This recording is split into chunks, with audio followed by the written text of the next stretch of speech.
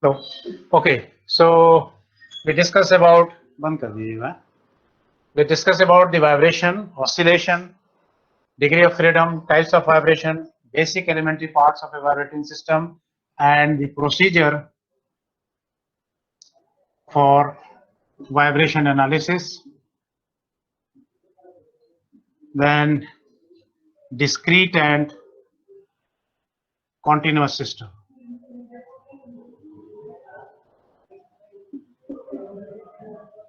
Discrete and continuous system. So these are the few basic things that we discussed last time. I will just quickly go again through this and we will discuss if you have any question, and then we'll go switch over to the next topic. Vibration, any motion that repeats itself after an interval of time is called vibration or oscillation. Degree of freedom is the minimum number of coordinates required to specify any configuration completely. Mind it, completely is important word. Then it is called as degree of freedom. And then basic elementary parts of a vibrating system. There are three elementary parts, MCK, that we discussed last time. That is the means for storing the kinetic energy, that is mass or inertia. Means for dissipation of energy, that is the damper. Means for storing the potential energy, that is the stiffness or the elasticity. So these are the three basic elements that will be used for modeling of any vibratory system. Then types of vibrations, we discussed free and forced vibration. That is, if a system is disturbed from its mean equilibrium position and leave it to vibrate on its own, that is called as free vibration. I'll just take the example of a simple pendulum. This one. See, this is your simple pendulum, and if you oscillate it from its mean equilibrium position and leave it to vibrate, that is called as free vibration. And the frequency with which it is oscillating, that is called as natural frequency. We are not giving any external source, no external agency is applied to this system. Just we perturb it from its mean equilibrium position and leave it to oscillate, and the vibration which is occurring is called as free vibration, and the frequency with which it is oscillating is called as natural frequency of this system. Then force vibration, on the other hand, if a continuous source is given, if a continuous external force is applied to the system, such type of system vibration is known as force vibration, and the frequency with which it is exciting is called as, or vibrating, it is called as forcing frequency. So one we have natural frequency and one we have the forcing frequency. And you know that if this condition becomes equal, it means the condition of resonance is there. It means the amplitude of vibration is very high. And in all this vibration analysis, you have to see what is the natural frequency of the system, so that the forcing frequency should not match with the natural frequency of the system. That is the main idea of this. Then next comes the undamped and damped vibration. As we discussed, the undamped vibration is called as when there is no dissipation of energy into the system, that is called as undamped vibration. On the other hand, if there is means for dissipation of energy, then or there is resistance to oscillation, that is called as damped oscillation.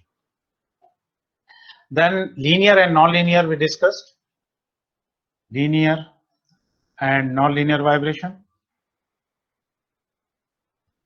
Look here, this MCK, if any one of them behaves non-linearly, then the system is known as non-linear system, and the vibration occurring is called as non-linear vibration.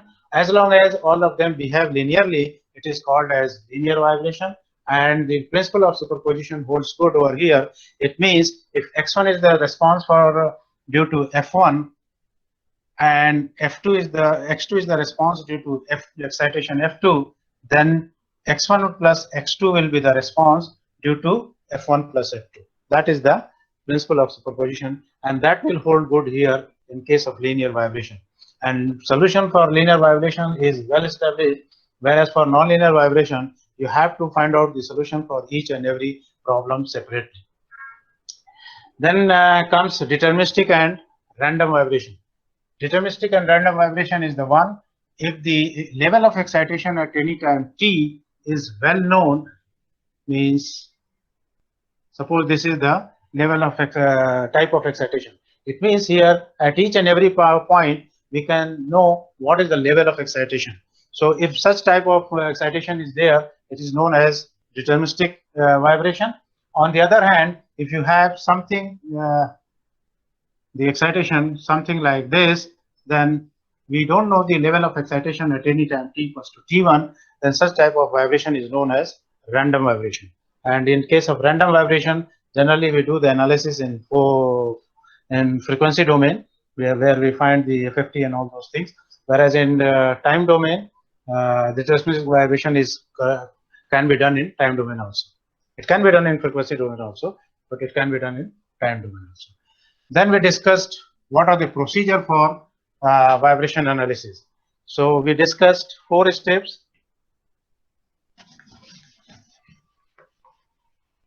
Number 1, make a mathematical model of the system.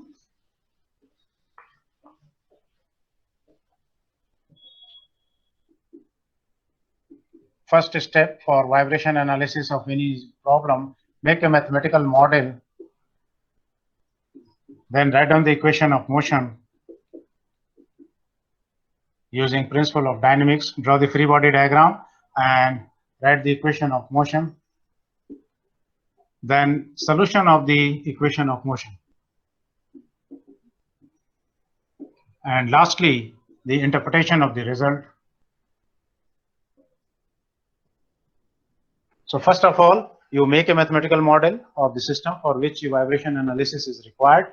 Then write down use the principle of dynamics, draw the free body diagram, write down the equation of motion using the equations, and then what is the solution of this particular equation. Then finally, what is the interpretation of the result.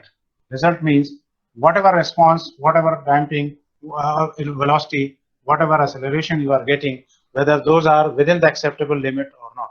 If it is within the acceptable limit, fine. Otherwise, you ask the designer, send the problem back to the design section so that it can be redesigned and you can get these values within your acceptable limit. So these are the few things that we discussed. And one more thing, that is the discrete and continuous system.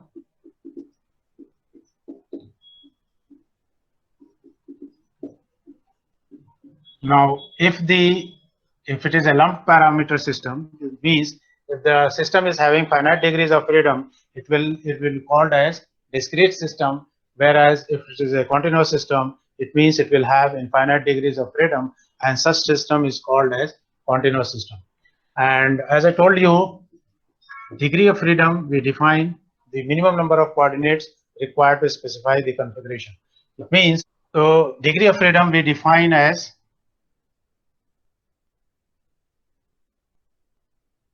either you define the angular displacement theta, or you define what is the x coordinate and what is the y coordinate. It means if either of x and y is defined, it is because L is a known quantity. Or if I know y, I can find out what is x. So here only one coordinate is required to completely specify this configuration. So the degree of freedom is here 1. Similarly, if you take the example of a slider crank mechanism,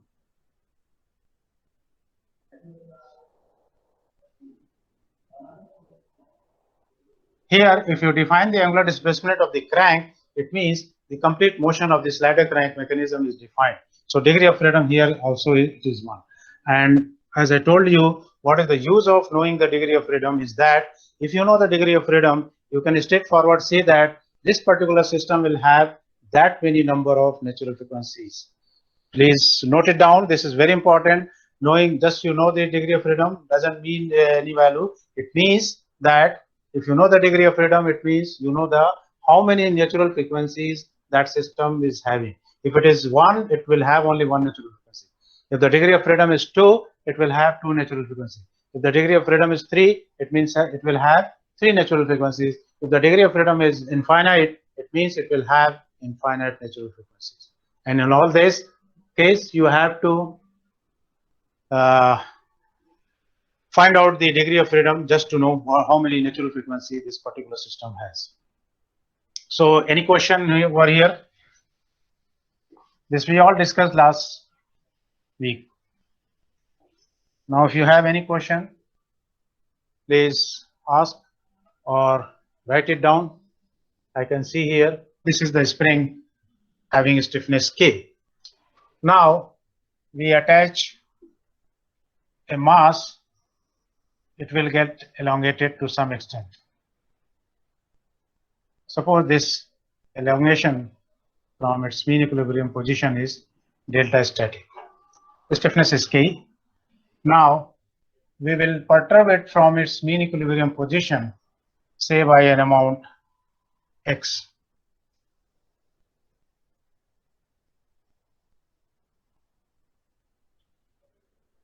Okay. Now, as I told you, we can write down the equation of motion using three different ways. Number one, Newton's second law of motion. Number two, D'Alembert's principle. Number three, energy method. So that I have already explained. Now let me show the forces acting on this. One is your spring force, one is your K delta static, and another is your gravitational force, isn't it? Now, if you use the Newton's second law of motion to write down the equation of motion, this will be minus kx minus K delta static plus mg equals to mx double dot. That is the acceleration. Okay. Now, if you look here, if you draw the free body diagram over here itself, you will see that this mg is equal to K delta static, and that is why it is getting cancelled out. So finally, your equation of motion will become mx double dot plus kx equal to 0. This will be your first equation of motion. Okay. Now, to find out the solution, this is your now mathematical model. It is available over here. Now, to find out the solution, since it's a harmonic motion, we can use any of the method, either a cos omega t. Of course, omega is omega n, because we are talking of the only natural frequency, free vibration case, sin omega t, or a cos omega t plus b sin omega t, or a e to the power minus I omega t, and by Euler's relation it will be a into cos omega t plus I, or rather minus I sin omega t. So we can use any of the relation to find out the solution of equation 1. Let us take one of them and find out the solution of this particular equation of motion. So let us take, this is my, is it visible? Yes. Mx double dot plus kx equal to 0, and let us assume xt equals to a cos omega nt plus b sin omega nt, isn't it? Now substitute this 2 in 1, what we will get? Minus m omega n square into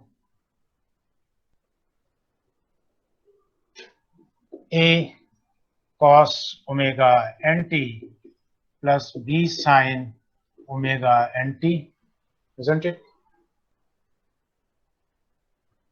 Okay, plus k a cos omega nt plus b sin omega nt. This equals to 0. Fine. Now we can write in a different way, m omega square plus k into a cos. If anything is wrong, please stop me in between. If anything you want to clarify, you are most welcome. Now, since we have disturbed the system, okay, so this cannot be equal to 0. So the possibility is that this will be equal to 0. So this is minus omega n square plus k equal to 0. So here you will get under root k by m radians per second, where k is the stiffness of the spring, which is in Newton per meter, and m is the mass, which is in kg. Mind it, don't make it to Newton. That is the mistake generally students used to do. So k has to be in Newton per meter, m has to be in kg. Okay, so this is your natural frequency, which is the circular frequency. You can find out the linear frequency using 2 pi fn, or time period is 2 pi 1 by tau n. So tau n will become 2 pi by omega n. So you can find out either the omega n or fn or tau n. All are same thing. Okay. So we have found the natural frequency. Now what will be the response? Because since it's a second order linear homogeneous equation, second order linear homogeneous equation, no term on the right hand side, because that's why it is become homogeneous. And to find out the response xt, there are, since it's a second order equation, you need to find out two conditions a and b from two initial conditions. Two initial conditions will be required because of the second order equation. So let us take some initial condition and find out the response for this particular case. Is there any question? Okay. Should I rub it?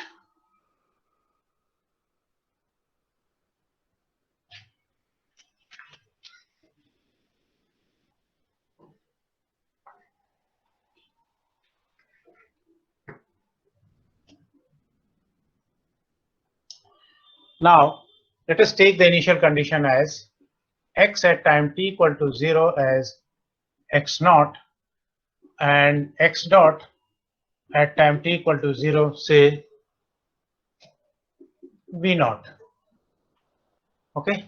So substitute this 3, use 3 and 2, find out x at time t equal to 0 is 0, x naught. So x naught, left hand side will become x naught, a cos 0. A cos 0 means it is a, plus b sin 0 means 0.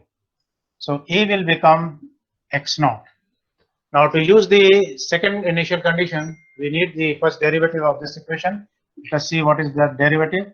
X dot t is minus a omega n sine omega n t plus b omega n cos omega n t.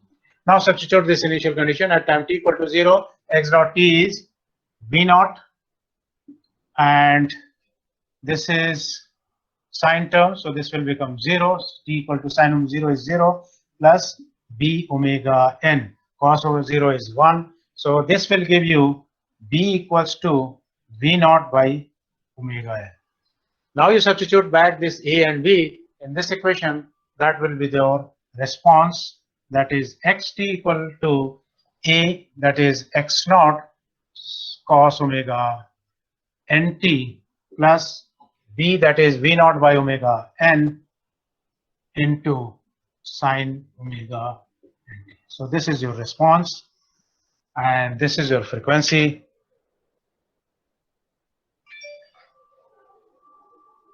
Fine.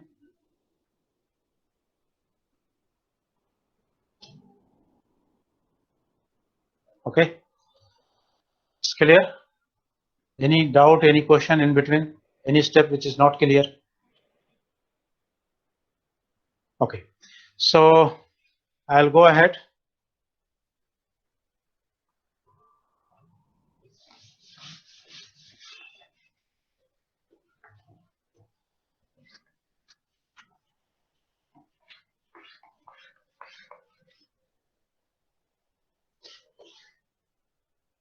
How did the A time become 0?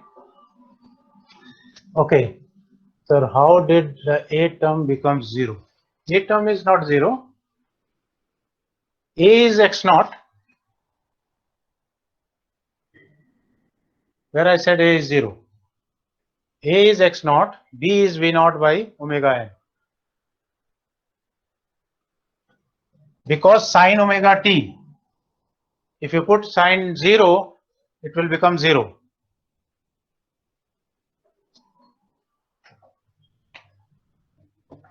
See, okay, minus a omega n sine 0 plus b omega n cos 0.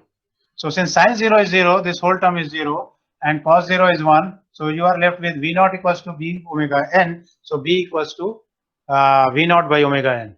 Is it clear now? If not, I will repeat.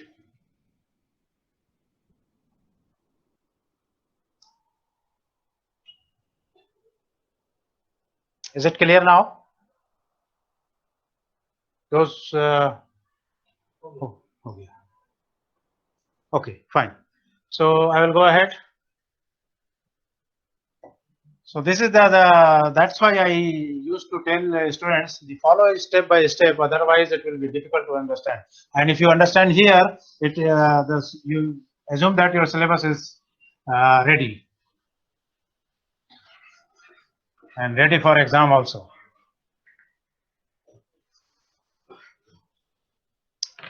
Okay. So what else?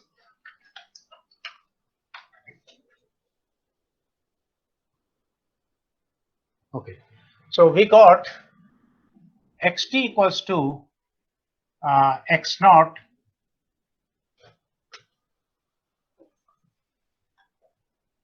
cos omega nt plus v naught by omega n sine omega nt.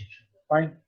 Now, since we have given the initial displacement as well as initial velocity, so let us plot this curve.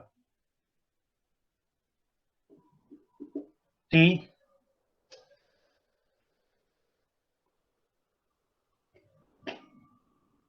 and this is xt, or you can plot omega t, no problem. So x naught is your initial displacement, and then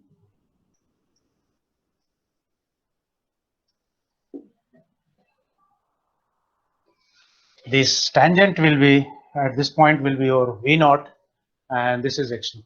Okay, this is 0, this is 0. Now look here, what I did, I just displaced it from its mean equilibrium position and leave it. Okay, I just displace it from its mean equilibrium position and leave it. That's what the analysis we did. And finally, after some time, it is coming to rest. But this curve says that it is not coming to rest. What is the reason? What is the reason that it is not coming to rest? It seems to be wrong. You are talking of free vibration, and in case of free vibration, the amplitude should decay and it should come out to be 0 after a certain interval of time t equals to, say, Tn or whatever it is. Tell me what is the reason that we are not getting this to be 0? Ideal case. Yes, somebody is saying damping. Please switch off your mic. Please put it on only when you are questioning or you want to say anything. Okay, so somebody has answered damping. In this analysis, we have not considered the damping. C term is 0, F term is 0. So that's why it is getting the continuous oscillation as if there is no damping. So no damping is there, correctly answered. So now let us consider the damping.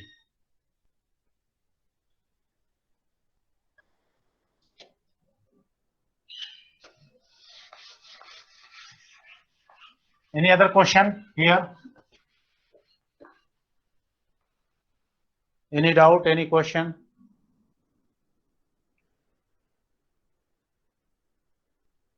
Okay. So I'll take the model. Now I will tilt it, take it in a different fashion. This is the spring. This is the mass. You can take vertical also, doesn't matter. This is your C. This is your A. This is constrained to have only xt in this direction. And you are applying a force f of t that may be f naught cos omega t. Okay. So in the earlier case, we considered c equal to 0, ft equal to 0. Now, and we got the response as well as the natural frequency of the system. Now let us consider C to be present, and for the time being, let us assume that Ft is again 0, and then we can go ahead with this Ft. Now, if you draw the free body diagram here, this is your Kx, this is your Cx dot, because damping force is proportional to velocity. This is your Ft, which you have considered to be 0, absent free vibration case, free damped vibration.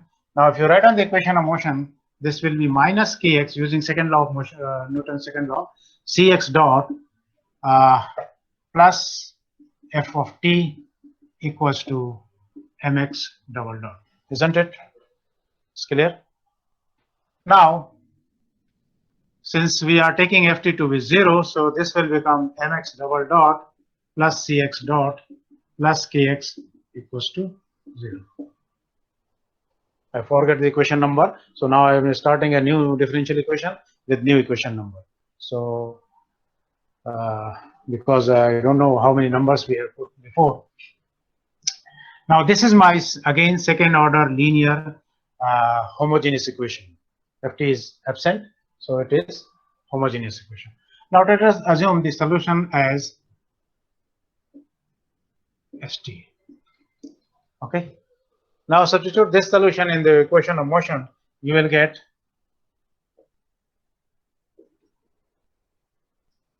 isn't it? Again, you can say that a e to the power st into the bracket, and since you have displaced the system, so this term will not be 0. The possibility is that this term will be 0. So further we can reduce it s square plus c by m plus k by m equal to 0. ms square, no minus.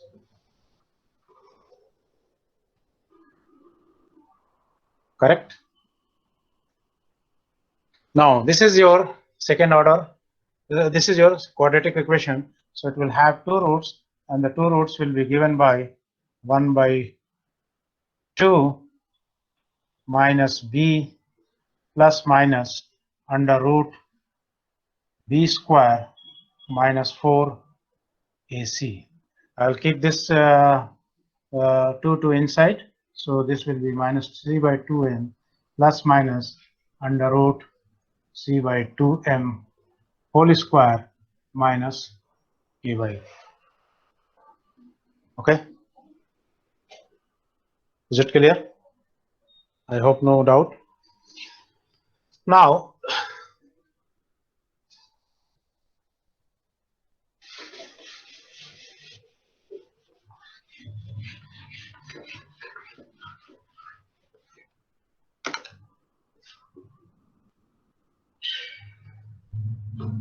we define a term, damping ratio. This is denoted by zeta, and this is nothing but C by Cc, where Cc is your critical damping. Okay, and it is defined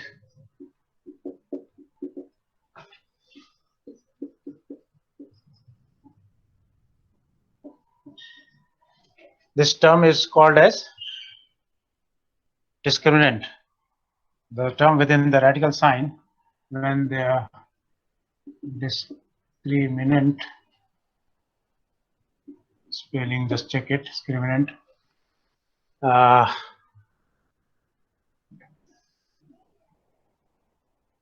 Say I have used 1, 2, call it as 3 of equation 3 equals to 0.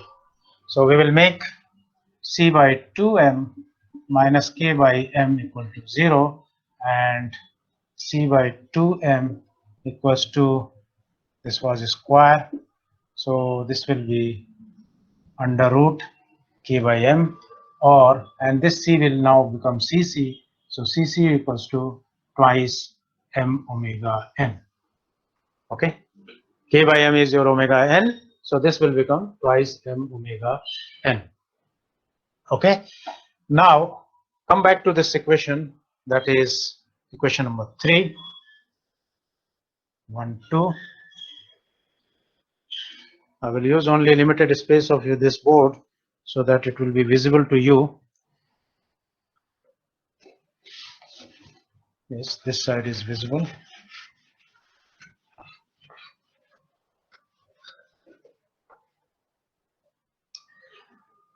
Now let us see what is c by 2m. C by 2m is, you have got zeta as c by cc, and this equals to c by twice. Okay, I'm sorry. I will write below this. Zeta equals to c by cc, and this is nothing but c by twice m omega n. So from here, c by 2m, as for which we are looking for, c by 2m is zeta omega n. Okay. Now this equation can be written as minus zeta omega n plus minus under root zeta omega n whole square minus omega n square. K by m is omega n square because our k under root k by m is omega n. So we can take it out, plus minus omega n under root zeta square minus 1. So these are the two roots of this particular equation, that is mx double dot plus cx dot plus kx equal to 0. Okay.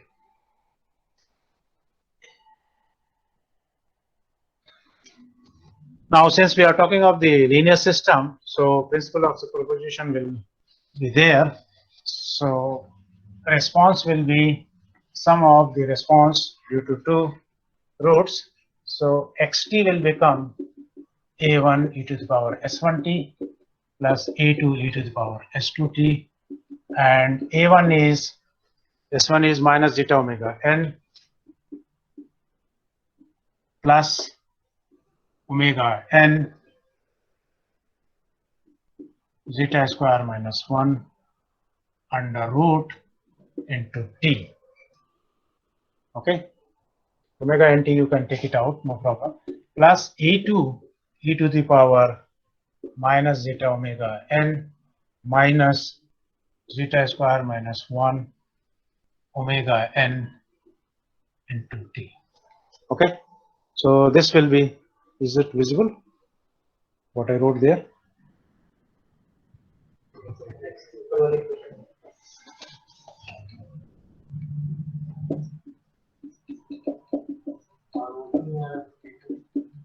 अच्छा, ठीक है. So just substitute the value of S2 as zeta omega n minus omega n, this into t. Okay. Now here we can have different cases for zeta. Zeta equal to 0, zeta is equal to 1, zeta is less than 1, zeta is greater than 1. These four cases. Zeta equals to 0 means S12 is equal to plus minus I omega n. Zeta is equal to 1 means this is 0, this is just minus omega n. Repeated roots. Zeta less than 1, you can talk of zeta greater than. Let us see what is happening.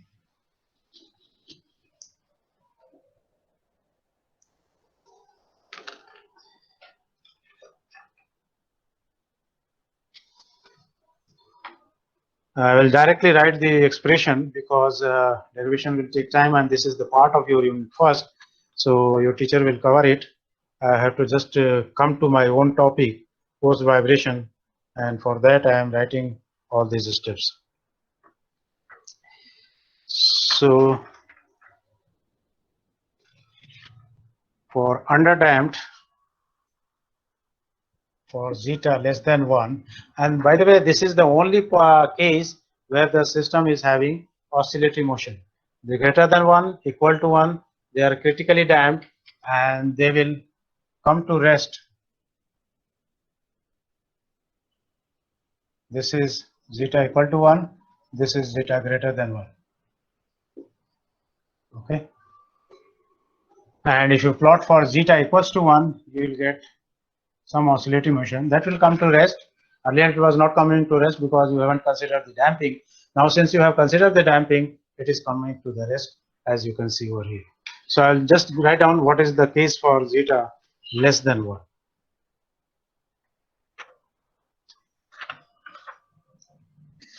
Xt equals to x naught or a e to the power minus zeta omega nt into cos omega n under root 1 minus zeta square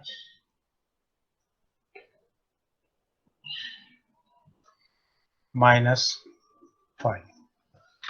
So you can see that the maximum value of this term is 1. This is the term which is causing this to decay, which is exponential. Now here we can define one more term, that is omega n times 1 minus zeta square, which is nothing but damped natural frequency. And if you see that if there is 20% damping means 0.2, then this will become 1 minus 0.04. This is 0.96. Its under root will become 0.98. Means omega d equals to 0.98 times omega n. It means the 20% damping causes the change between the natural frequency and the damped natural frequency just 2%. Okay, so and that's why if you plot now the curve, okay, that we will do later on. I will plot this separately. Is it visible? Yes, it is visible.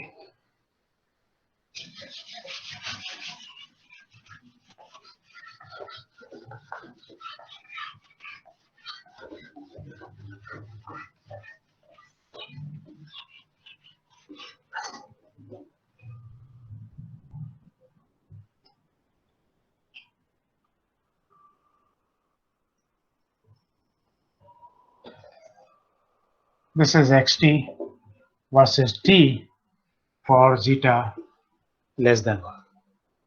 So you can see that they're quite natural graph. Now it is coming. Now if you take the peak, say this one as x1 and this one as x2, what we had, xt equals to a e to the power minus zeta omega and t into cosine omega dt minus 5. This was the relation which we wrote just now. Now for this time, suppose at time t equals to t1 and this is at time t equals to t2. So x1t will become a e to the power minus omega n t1. And since we are talking of the maximum, so the cos of maximum value will be 1. And similarly, x2 will be a e to the power minus omega n t2. And this corresponding to 1 cycle, it is called as time period. And since we are talking of the damped frequency, damped oscillations, damped vibration, so it will be now damped period. Okay. So if you divide this to x1 by x2, you will get e to the power minus zeta omega n t1 into e to the power plus zeta omega n t2. So this will become minus e to the power omega n t1. What is t2? T2 is nothing but t1 plus tau d, isn't it? So this will become plus zeta omega n t1 plus zeta omega n tau d. Please make sure that it is correct. If I am writing wrong, stop me in between, correct it. Now, this will become e to the power zeta omega n tau d.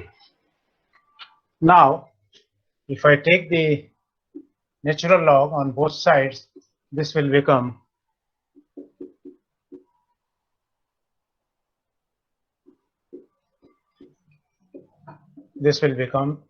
zeta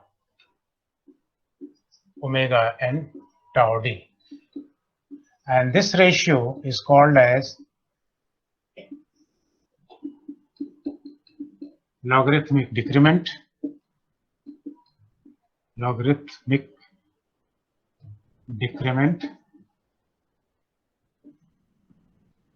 and is denoted by the letter delta.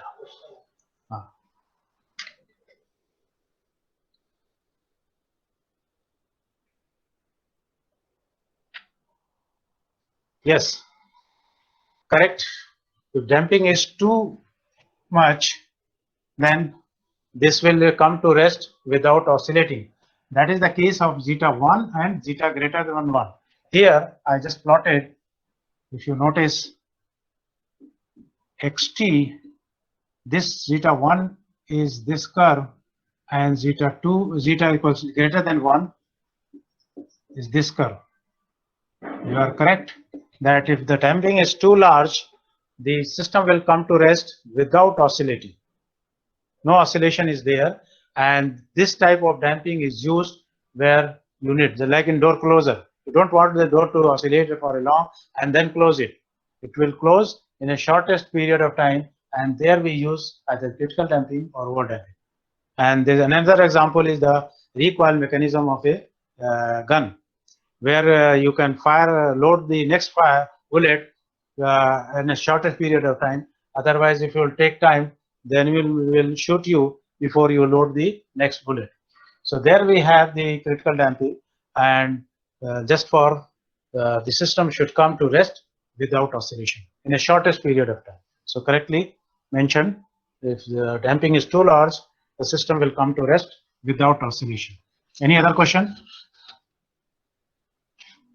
Any other question?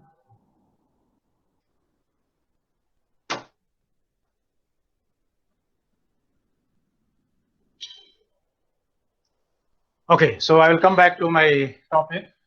This is equal to zeta omega n tau d. And what is tau d? We mentioned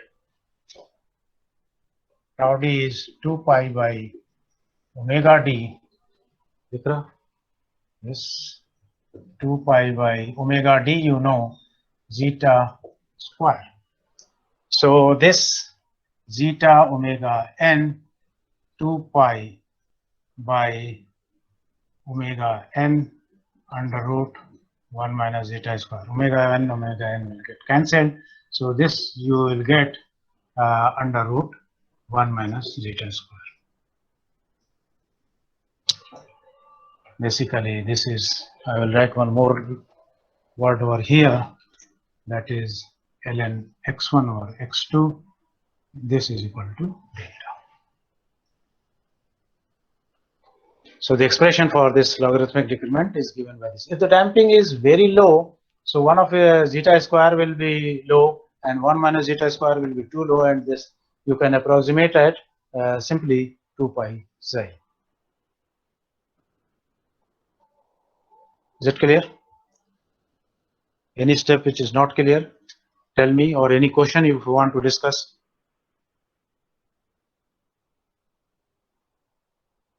Okay. Now, and see from here what you are getting. From this curve, what you are getting is the damping. So this curve is very important. If you know this, you can find out what is the damping in particular, damping present in that particular system for which you have plotted this curve. So if you don't know the damping, you can use some means to get this plot, and out of this plot, you can find out what is the damping present into the system. Okay. Yeah. So in fact, this is the part of your previous unit, but since you have been not, the classes is just started, so I thought I should cover it. So if you have any question, then fine, otherwise I'll go ahead.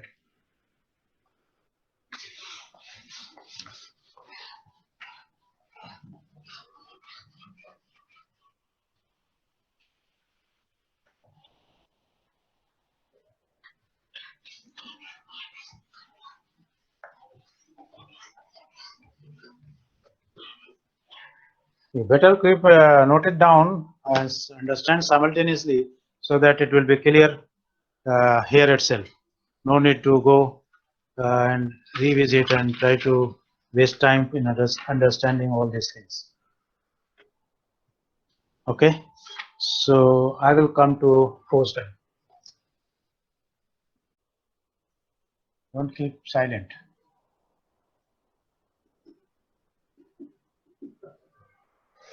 I think it is visible now.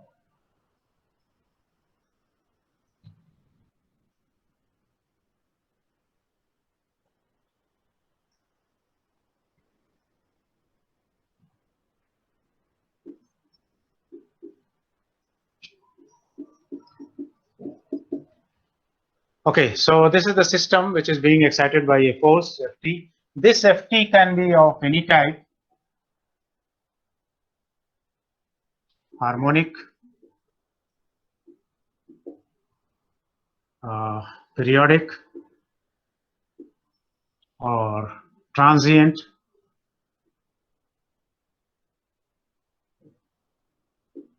or random.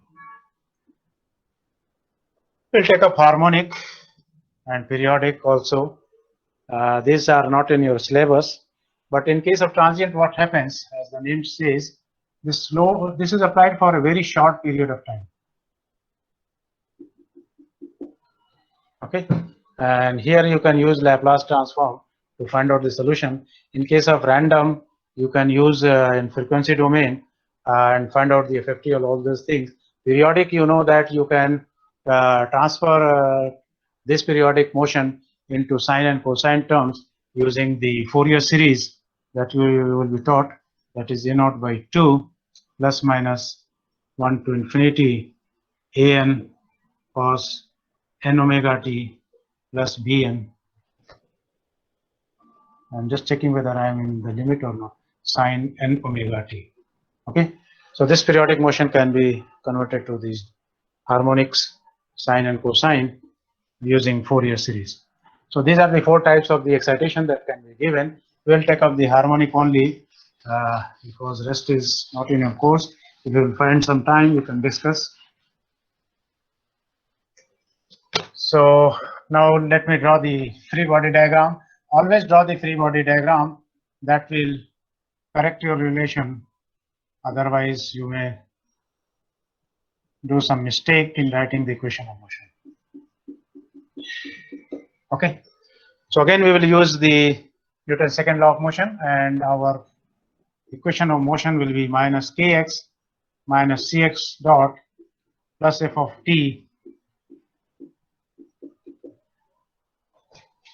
equals to mx double dot. So final equation will be mx double dot plus cx dot plus kx equals to f of t. Okay. Again, I am starting from equation number 1 because I forget what are the equations earlier. Wherever you are starting equation, any differential equation, start the number from there and relate the earlier to earlier equations. Now, this is second order linear non-homogeneous equation now. Earlier we were getting homogeneous, now it is non-homogeneous equation. So for the time being, let us consider damping to be 0. And then in the next case, we will take up what is the damping present in the system. So now in that case, my equation of motion will be mx double dot plus kx equals to f of t, right? This is again second order linear non-homogeneous equation. Second order non-homogeneous linear equation. Okay. Now we have to find out the solution of this equation. Since it's not non-homogeneous, it will have two parts. One is the transient part or homogeneous part, and other is particular integral, xpt. And this is the transient part which will die out after a certain time t, and it will the response will remain with this xpt as long as ft is present. As long as ft is present, xpt will be there, and this will die out because these are the transients, because of the initial disturbances that will oscillate for some time, and finally it will die out. Okay. Now, what will be the solution of this xst? Xst will be the solution of the equation when mx double dot plus kx equal to 0. So find out the solution. Xst, it will be the solution of equation of motion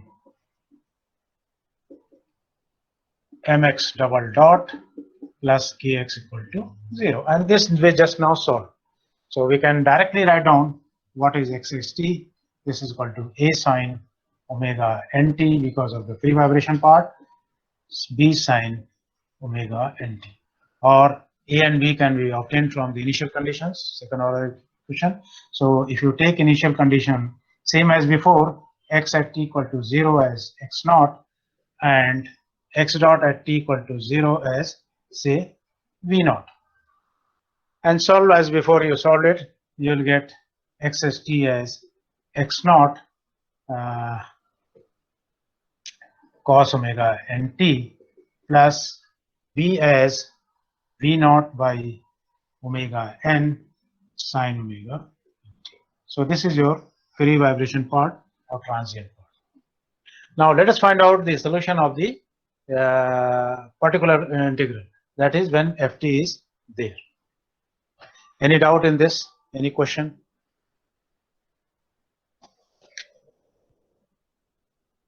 Okay.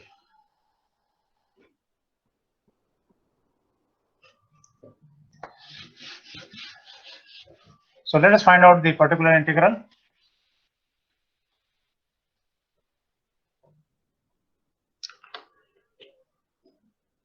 Our equation of motion was mx double dot plus kx equals to ft, and let us assume this particular solution as x cos omega t, where x is the amplitude, maximum amplitude of vibration, and this is the forcing frequency. So, and this we assumed as f naught cos omega t. F naught is the maximum amplitude of excitation. I think I am going beyond the range, so I will write below. This is amplitude of excitation, and that is the forcing frequency. Okay. Now, with this, substitute this. This was 2, and this call it as 3. So if I put it over here, this will be minus m omega square x into x cos omega t plus kx cos omega t equals to f naught cos omega t. Okay. So we can, this is minus m omega square x I have taken outside plus k equals to f naught by, or let us take f naught itself, f naught, correct? No doubt in this. Now what we do, we will find out x. We will find out what is x. X equals to f naught by minus m omega square plus k, or k minus m omega square. Some books uses in this way, that is k minus m omega square. Another same thing. Now, if you divide the numerator and denominator by k, you will get f naught by k divided by k is 1 and m by k into omega square. Now here we will define one term, f naught by k, that is nothing but the static deflection. The deflection in the system because of static load. So let us define xxt as f naught by k as, I think it is visible, yes it is visible, static deflection. Okay. Now we substitute it back, x over xxt, we take it out this side, 1 over 1 minus, this can be written as k by m also. And what is k by m? K by m is omega n square. So this will become omega square by omega n square. And some books writes this ratio, that is the frequency ratio, as omega by omega n. In that case, x over xxt will become 1 over 1 minus r square. This is the relation that we got, and this ratio is called as amplification factor or magnification factor or simply amplitude ratio. Okay, is it clear? Any question over here till here? Okay, any question? No.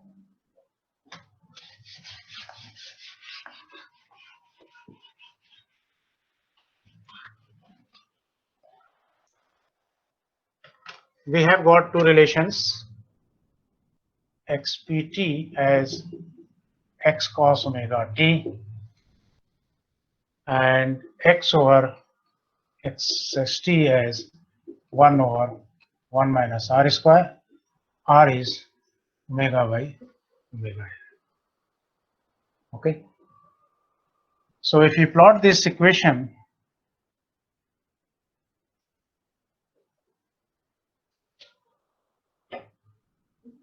this is 1. When r is equal to 0, means over here, this is r. This is x over xxt. When r is equal to 0, this ratio is 1. It means it will start from 1. And this is the line of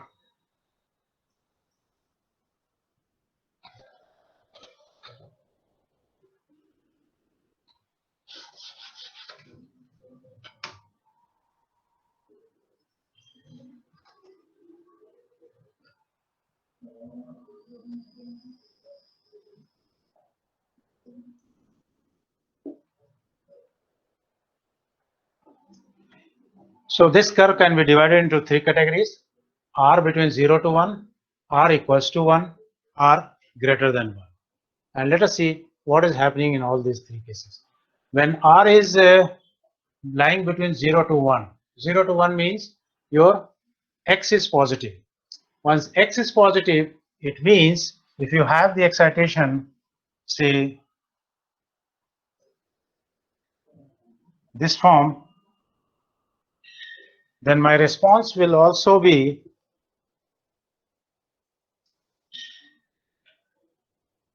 of the same form. It means they are in phase. This is my, I am not drawing the transient part, I am directly drawing the particular solution, because the transient will be initially some disturbing forces and then it will come to rest. Suppose I draw the transient also.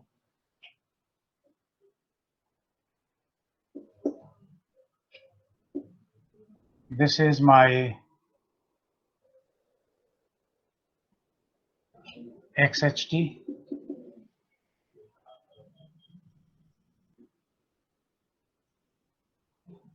this is my total solution xt equals to XHT plus particular solution. So what will you will get? Initially you will get some disturbance because of the transient. After that it will become smooth and it will remain present as long as the forcing function is present. Initially for some few cycles this initial disturbance will be there, and that we call it as a transient or initial disturbance, and it will get smooth after a certain cycle of time and it will remain there as long as ft is there. Okay.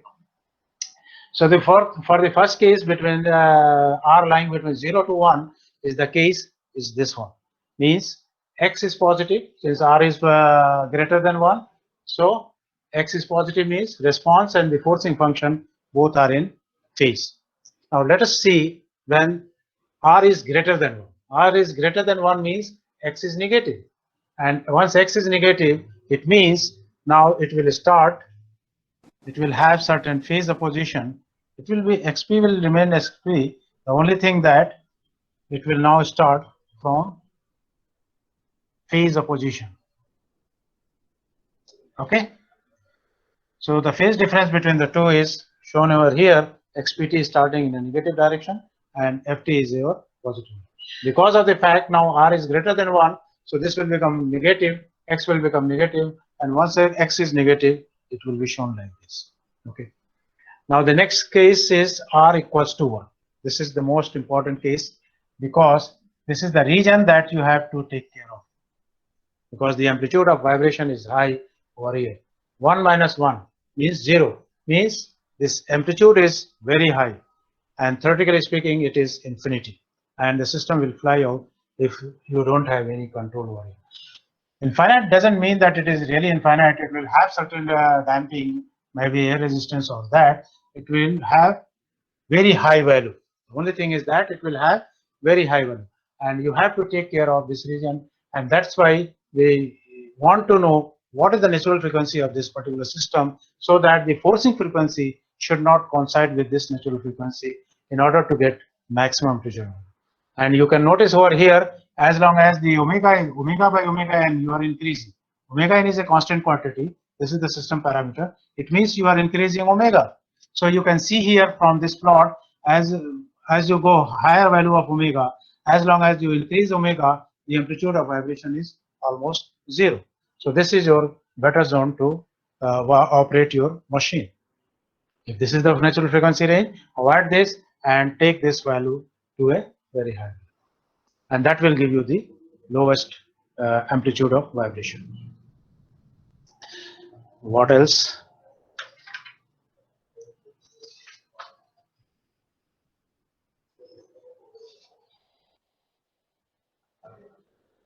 So I'll close here. The only thing that you know that you have to avoid this thing.